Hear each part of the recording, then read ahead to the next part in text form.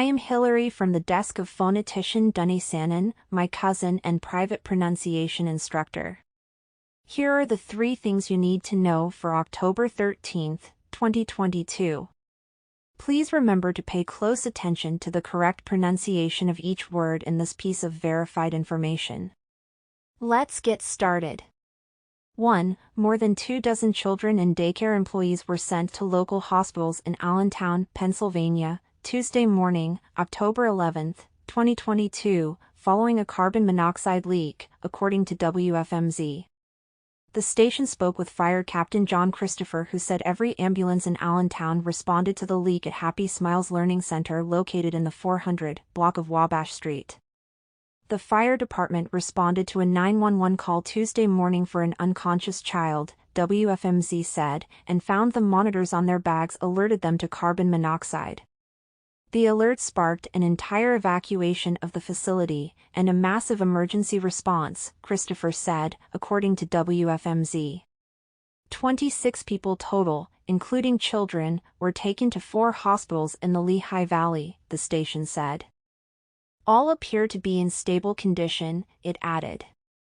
Genesis Ortega with the mayor's office told CNN in a phone call that the city is looking into the incident. This is a developing story and it will be updated.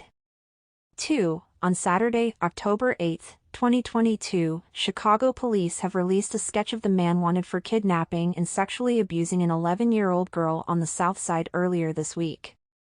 The girl was dragged into an alley and sexually abused as she walked home from school Thursday, October 6, 2022.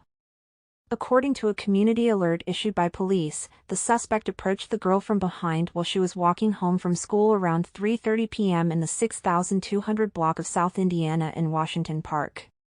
Police said the man put his hand over her mouth and pulled her into a secluded part of an alley, where he sexually abused her.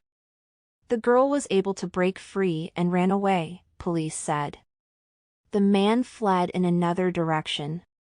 The suspect is described by police as a black man between 45 to 60 years old, between 5 feet 8 inches and 5 feet 10 inches, with a thin build, graying hair and a mustache or goatee. He was wearing a black shirt that had a rip on the right sleeve, black jeans with a silver belt buckle and beat-up black work boots. And finally, President Vladimir Putin warns of more attacks after deadly Russian strikes rock Kiev, Lviv and other Ukrainian cities.